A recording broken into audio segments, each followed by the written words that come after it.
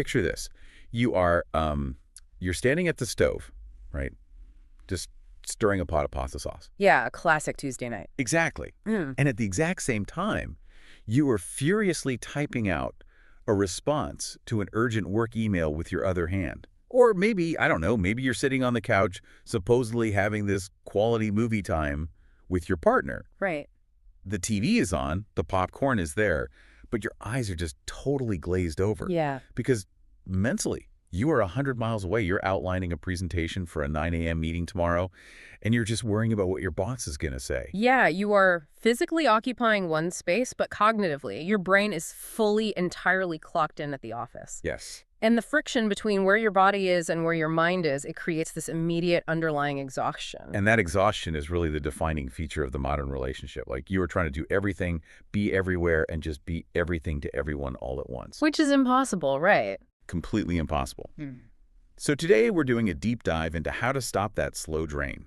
We're unpacking the incredibly complex world of boundary management in dual-earner households. It's such a vital topic. It really is. And our insights today are pulled from this really comprehensive guide on relationship boundary management. It actually highlights research from Weddizer, which is a platform dedicated to relationship advice, wedding planning, and navigating modern lifestyle balance. They have some really fascinating data on how relationships evolve. They really do. So, okay, let's unpack this. Because having two incomes provides undeniably fantastic financial stability. We all know that. Oh, absolutely. But beneath the surface of that financial security, juggling two intense careers creates a massive, just a massive potential for mutual resentment. We really want to shortcut your path to a balanced life here. Right. The goal is to decode how you can pursue a highly demanding, fulfilling career without letting it quietly erode the person you come home to. Exactly. So before we can even begin to fix that problem, we have to isolate the psychological weight that couples are carrying. Like, what is actually draining our energy? Well, the source material identifies this specific tension, the strain of juggling those demanding careers alongside household responsibilities as role overload. Role overload. Yeah, role overload. And it isn't just a feeling of being busy. It's so much deeper than that. It is a chronic state of neurological tension. I want to focus on that term role overload because it perfectly captures what is happening on a daily basis. Think of your brain like a smartphone that has way too many heavy background apps running at the same time. Oh, I love that analogy. Right. You turn your screen off, you slide the phone into your pocket, and you assume the phone is resting. But underneath, the GPS is tracking your location, apps are downloading heavy updates, your email is constantly syncing to the server. The battery is secretly, rapidly draining. Yes. That is role overload. You might be technically off the clock sitting at the dinner table, but the work app is still running in the background of your brain, and it's just chewing up all your emotional battery. And you have to consider the physiological reality of that running background app. Your nervous system doesn't automatically know the difference between a looming deadline at work and an immediate physical threat. Wow. So when you are sitting on the couch worrying about that 9 a.m. presentation, your cortisol levels, your stress hormones, they stay elevated. The brain never fully transitions into home mode. Because it thinks you're still in danger. Exactly. So without active, aggressive boundary management, you never actually recover. And the consequences, they bleed directly into the relationship. Of course they do. When that emotional battery is completely depleted, it breeds profound resentment, unequal household responsibilities, and honestly, a dangerous lack of actual quality couple time. Which fundamentally alters the entire dynamic of the partnership. If you have ever felt like you and your partner have just morphed into two roommates passing in the hallway. Oh, the roommate phase. Yes, the roommate phase. Silently coordinating logistics, like who is picking up the kids, who is buying the milk, instead of actually connecting. That background app of role overload is the culprit. You stop operating as a romantic partnership and start operating as exhausted co-managers of a stressed-out domestic supply chain. That is exactly it. And the roommate phase is a critical danger zone. Escaping it requires actually forcing those background apps to quit. Right. So now that we've identified the drain, how do we force quit them? The guide outlines the structural solutions necessary to stop this drain, categorized into 4 fundamental pillars. Okay, let's get into the details of these pillars. So the text lists them out as work boundaries, time boundaries, household boundaries and emotional boundaries. Let's break those down. Yeah. So work boundaries are things like setting specific hours, avoiding emails at dinner, creating dedicated home office spaces.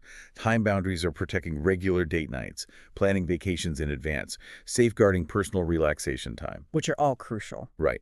And then household boundaries. This is dividing chores by availability, rotating duties, and using shared digital calendars or spreadsheets to manage who does what. And I have to push back on this a little bit. Okay, let's hear it. Doesn't mapping out domestic labor on a shared Google Calendar turn a marriage into a sterile corporate business arrangement? I mean, imagine looking across the table and saying, per cell C4 on our shared spreadsheet, it is your turn to scrub the bathroom grout. Right, right.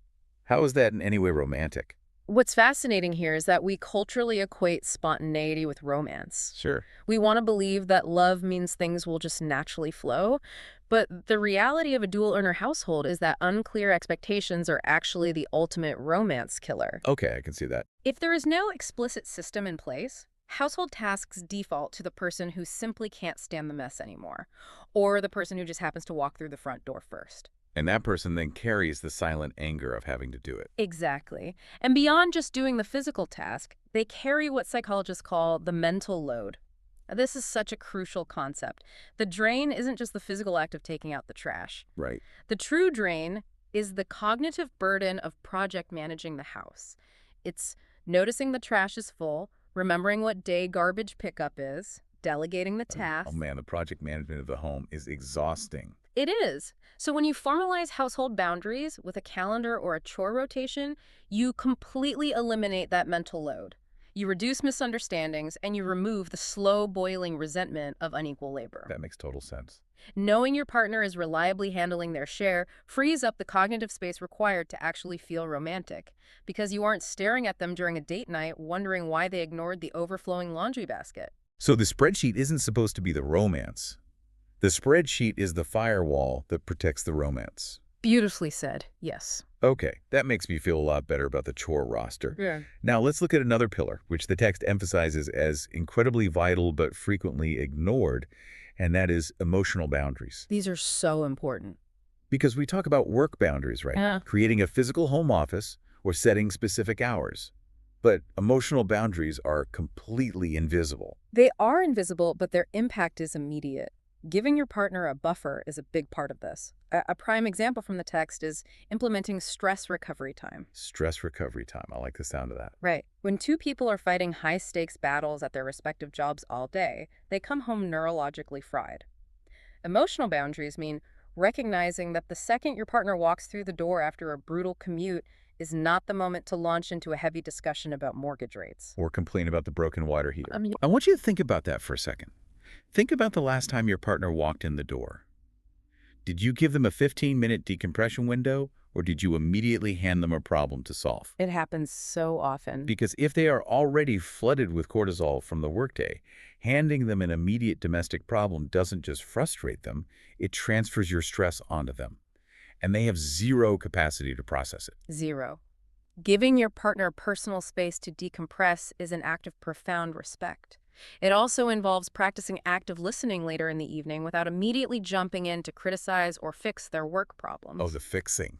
That's a trap. It is. Sometimes enforcing an emotional boundary just means letting them vent about their terrible boss without you offering a 10-point action plan on how they should handle it. Just letting them be heard. Right.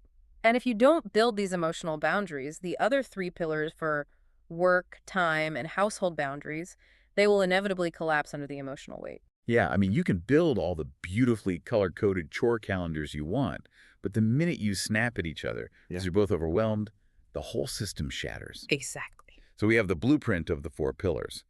But a blueprint is useless if you don't know how to physically build the house. Right. How do couples actually implement this day to day to prevent the system from shattering? The source points to prioritizing open communication, naturally.